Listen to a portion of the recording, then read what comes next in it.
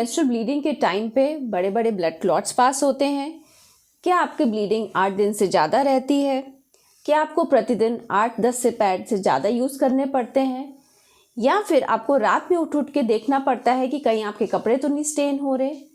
तो ये एक बहुत ही सीरियस कंडीशन जिसको हम लोग कहते हैं मेनोरेजिया या हैवी मेंस्ट्रुअल ब्लीडिंग। और ऐसी कंडीशन में आपको अपने गायनेकोलॉजिस्ट को ज़रूर कंसल्ट करना चाहिए। तो सबसे पहले हम लोग फ्रेंड्स बात करेंगे कि नॉर्मल मेंस्ट्रुअल ब्लीडिंग क्या होती है। नॉर्मल मेंस्ट्रुअल ब्लीडिंग यूजुअली 4 से 5 दिन रहती है, 2 दिन से कम नहीं होनी चाहिए, 7 दिन या 8 दिन से ज़्यादा नहीं होनी चाहिए, प्रतिदिन 4-5 से पैड से ज़्यादा नहीं यूज़ होने चाहिए, और ये आती है आपकी 21 डेज़ के बाद या 35 डेज़ से पहले। नॉर्मली ये 28 डेज़ पे रिपीट होती है। तो ये है आपकी नॉर्मल मेंस्ट्रुअल ब्लीडिंग।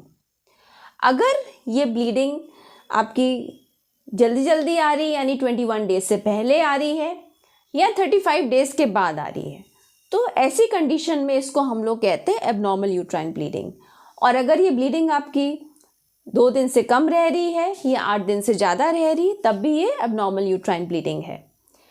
तो मेनोरेजिया हम किसको कहते हैं? मेनोरेजिया यानी हैवी मेंस्ट्रुअल ब्लीडिंग। अगर 80 ml से ज़्यादा ब्लड लॉस हो मेंस्ट्रुअल साइकिल में, प्रतिदिन 10 पैड से ज़्यादा इस्तेमाल करने पड़े, 8 दिन से ज़्यादा ब्लीडिंग हो, तब ऐसी कंडीशन को हम लोग कहते हैं मेनोरेजिया या फिर हैवी मेंस्ट्रुअल ब्लीडिंग। इसके कारण क्या होते हैं? कारण होते हैं हार्मोनल, यूट्राइन या सर्वाइकल। सबसे पहले हम लोग बात करते हैं हार्मोनल फैक्टर्स की। हार्मोनल फैक्टर्स यानी कि हमारे हार्मोन्स में डिस्टर्बेंस होना।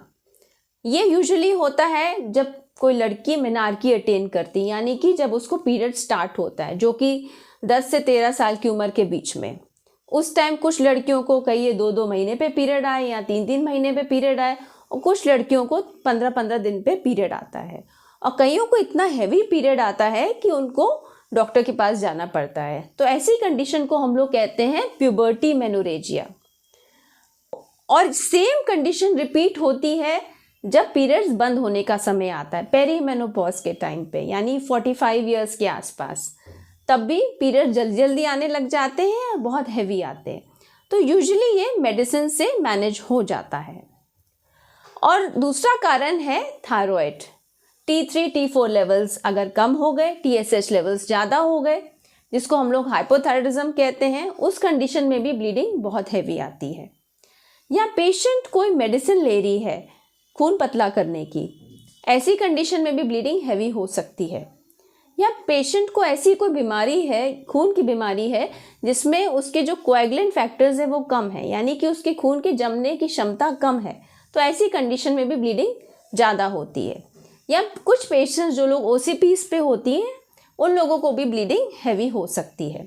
तो ये बात थी आपके हार्मोनल फैक्टर्स के बारे में या एक्स्ट्रा यूट्राइन फैक्टर्स के बारे में। अब हम लोग बात करते हैं यूट्रस के अंदर के फैक्टर्स की, जिसका सबसे इम्पॉर्टेंट कारण होता है यूट्राइन फाइब्रॉइड। अगर ये फाइब्रॉइड यूट्रस की इनर मोस्ट लेयर में हो, यानी सब म्यूकोजल फाइब्रॉइड हो, या बीच वाली परत में हो, इंट्राम्यूरल फाइब्रॉइड हो, तो दोनों कंडीशंस में ब्लीडिंग होने के चांसेस ज़्यादा होते हैं। या फिर यूट्रस के अंदर पॉलिप हो, जैसा मैंने आपको पहले भी एक वीडियो में डिस्कस किया था, बच्चेदानी की परत मोटी हो जाती है, एक जगह से लटक जाती है, तो उसको हम लोग यूट्राइन पॉलिप कहते हैं। उसमें भी ब्लीडिंग इरेगुलर और हैवी होती है। एडेनोमाइसिस के बारे में भी मैंने बताया था कि जो बच्चेदानी की अंदर वाली परत है वो बीच वाली परत में जाके ग्रो कर जाती है और पूरे यूट्रस का साइज बड़ा हो जाता है, उसमें सूजन आ जाती है, तो उस कंडीशन में भी ब्लीडिंग ज़्यादा होती है। PID यानी पेल्विक इन्फ्लेमेटरी डिजीज़, यानी यूट्रस के आसपास इन्फेक्शन होना, जिसकी वजह से यूट्रस की जो इनर मोस्ट लेयर है उसमें इन्फेक्शन होना, जिसको हम लोग एंडोमेट्राइटिस कहते हैं, उस कंडीशन में भी ब्लीडिंग ज़्यादा होती है। या फिर कभी कभी बड़ी उम्र के लोगों में, खास करके आपकी 40 से ऊपर के लोगों में बच्चेदानी की परत मोटी हो जाती है, जिसको हम लोग एंडोमेट्रियल हाइपरप्लीजिया कहते हैं, तो उस कंडीशन में भी ब्लीडिंग ज़्यादा होती है। और 40+ या 45+ में बात करें तो ये एंडोमेट्रियल हाइपरप्लीजिया कभी कभी कैंसर का रूप भी ले लेता है, जिसको हम लोग कहते हैं एंडोमेट्रियल कैंसर। अगर उसमें कुछ एटिपिकल सेल्स मिलें। तो कभी भी हैवी मेंस्ट्रुअल ब्लीडिंग को नज़रअंदाज नहीं करना चाहिए। जब भी ऐसी प्रॉब्लम हो तुरंत डॉक्टर को कंसल्ट करें। अब हम बात करते हैं सर्वाइकल फैक्टर्स की। सर्वाइकल फैक्टर्स में हो सकता है वहाँ पे कोई गांठ हो, सर्विक्स यानी गर्भाशय के मुंह पर कोई गांठ हो, या कुछ चेंजेस हों जैसे एक्ट्रोपियन, इरोजन, इस टाइप की चीज़ें यानी घाव होना, या फिर कभी कभी सर्वाइकल कैंसर, उस कंडीशन में भी ब्लीडिंग ज़्यादा होती है। या फिर पेशेंट अगर यूज़ कर रही है कुछ कॉपर टी या मल्टी लोड किसी प्रकार का IUCD यूज़ कर रही है तो उस कंडीशन में भी ब्लीडिंग ज़्यादा होती है। तो हम लोग डायग्नोज कैसे करेंगे कि पेशेंट को प्रॉब्लम क्या है? सबसे इम्पॉर्टेंट टूल होता है डायग्नोसिस का अल्ट्रासाउंड। अगर पेशेंट अनमैरिड है तो हम लोग ट्रांस एब्डोमिनल अल्ट्रासाउंड करते हैं, पेशेंट मैरिड है तो हम लोग ट्रांसवेजाइनल अल्ट्रासाउंड करते हैं। इसके द्वारा हम लोग देख सकते हैं बच्चेदानी के अंदर की परत यानी एंडोमेट्रियम कैसी है। हम लोग देख सकते कोई गांठ तो नहीं है, पेशेंट को एडेनोमाइसिस तो नहीं है, पॉलिप तो नहीं है, सर्विक्स की कंडीशन कैसी है, और जहाँ ज़रूरत पड़ती है वहाँ पर हम लोग करते हैं MRI। अगर हमें लग रहा है कैंसर का शक तो हम लोग करेंगे MRI, और जहाँ हमें ज़रूरत पड़े तो हम लोग हिस्ट्रोस्कोपी करते हैं और बायोप्सी भी लेते हैं। बायोप्सी हम लोग यूट्रस की भी लेते हैं और सर्विक्स की भी ले सकते हैं।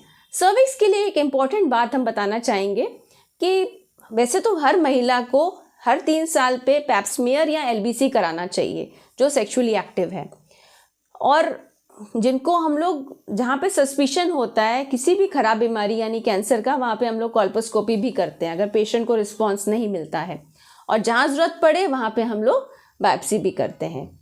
तो ये बात थी डायग्नोसिस के बारे में। अब ट्रीटमेंट क्या है? ट्रीटमेंट डिपेंड करता है पेशेंट को प्रॉब्लम क्या है। अगर हार्मोनल प्रॉब्लम है तो हम लोग हार्मोन रिप्लेस करते हैं, जैसे कि अगर एंडोमेट्रियल हाइपरप्लीजिया है तो उस कंडीशन में हम लोग प्रोजेस्टेरॉन देते हैं 6 साइकिल्स यानी 6 महीने के लिए देते हैं। और जहाँ पर हमको लगता है कि कुछ पेशेंट्स में परत मोटी नहीं है फिर भी साइकिल्स इरेगुलर हो रही हैं, तब वहाँ पे हम लोग OCP से काम चलाते हैं, ओरल कॉन्ट्रासेप्टिव पिल से काम चलाते हैं जिसमें ईस्ट्रोजन प्रोजेस्टेरॉन दोनों होता है। और थायराइड वाले पेशेंट्स को थायराइड दिया जाता है, थायराइड हार्मोन दिया जाता है। और जहाँ पे लगता है मल्टी लोड या कॉपर टी लगा है वहाँ पे हम लोग निकाल देते हैं हैवी मेंस्ट्रुअल ब्लीडिंग से निजात पाने के लिए। और अगर कुछ यूट्रस का फैक्टर रिस्पॉन्सिबल है जैसे गांठ है या फिर पॉलिप है तो हम लोग वो गांठ निकाल देते हैं या पॉलिप निकाल देते हैं, जिसके बारे में हम लोग बात कर चुके हैं, लैप्रोस्कोपिक मायोमेक्टमी या फिर हिस्ट्रोस्कोपिक पॉलिपेक्टमी जो कि हम लोग करते हैं। और अगर पेशेंट की फैमिली कंप्लीट है और उसको किसी मेडिसिन से रिस्पॉन्स नहीं है तो उस कंडीशन में हम लोग करते हैं हिस्टेक्टमी जो कि लैप्रोस्कोपी द्वारा हम लोग करते हैं। और जहाँ पर कैंसर का शक हो, एंडोमेट्रियल कैंसर या सर्वाइकल कैंसर, तो वहाँ पर भी हम लोग हिस्टेक्टमी और साथ में ओवरीज भी निकालते हैं, बायलैटरल सैल्पिंगोफ्रेक्टमी और पेल्विक लिम्फ नोड डायसेक्शन करते हैं, सैम्पलिंग करते हैं।